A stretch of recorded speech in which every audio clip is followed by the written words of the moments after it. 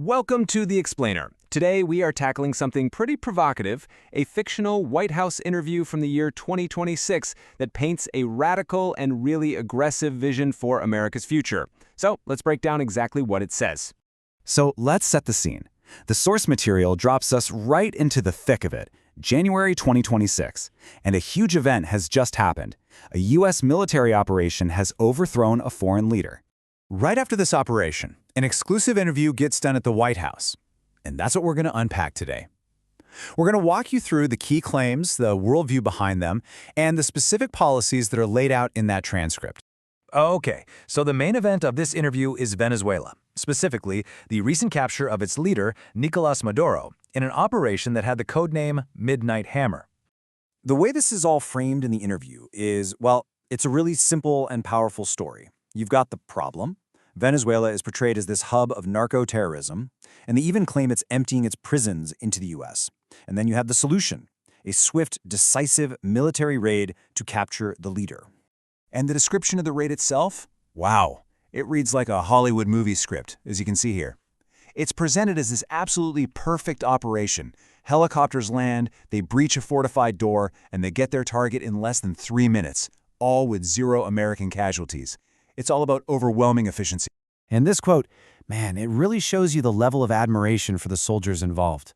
The speaker uses this incredibly vivid language, describing their descent from the helicopters as if they were just walking down a beautiful stairway, just to highlight their incredible skill and bravery. And what about the results? Well, according to the transcript, they were immediate and, frankly, huge. You see this whole cascade of benefits listed out. Tons of oil for the U.S., freeing political prisoners, a deal for American companies to come in and rebuild, and even a promise of lower gas prices for everyone. Okay, so you might be thinking, is this just a one-off thing? Nope. The interview makes it very clear this is part of a much bigger, broader foreign policy philosophy.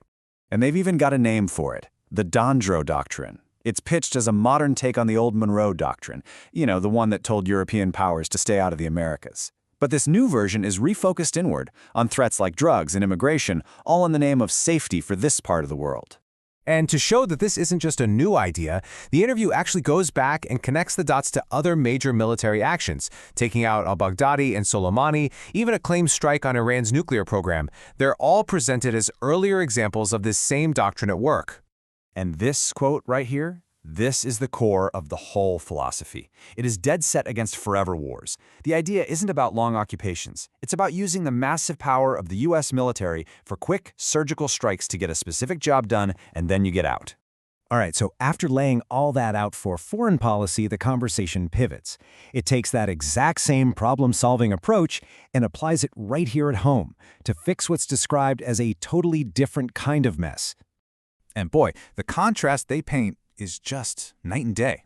On one side, you have the inherited mess, open borders, the worst inflation ever, and a dangerous capital city. And on the other, the claimed fix after just 1 year. The borders are closed, prices are down, and D.C. is safe again.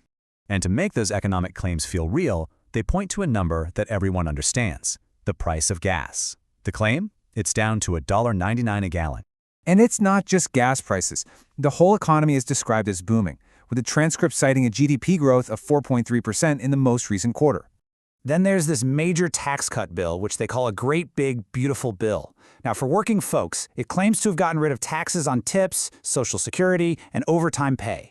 For everyone else, there's a new deduction for car loan interest, and for businesses, 100% depreciation on investments, which is a huge deal.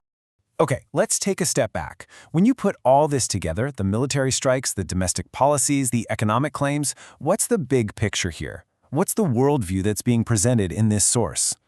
It really boils down to 4 main ideas. First, you've got this preference for quick, decisive military force, instead of getting bogged down. Second, a very strong economic nationalism, where foreign policy is used to get tangible things, like oil. Third, border security is an absolute, non-negotiable priority. And finally, a purely transactional way of looking at the world, where every single action is judged by one thing: what's in it for America? And honestly, nothing captures the spirit of this worldview better than this quote about Venezuela's oil industry.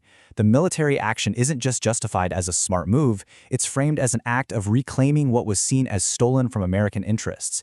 It's about righting what's perceived as a historical wrong.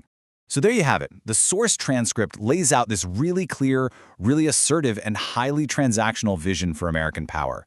The claims are bold, the worldview is unapologetic, which leaves us with a pretty big question to think about. What would a world truly shaped by this doctrine actually look like?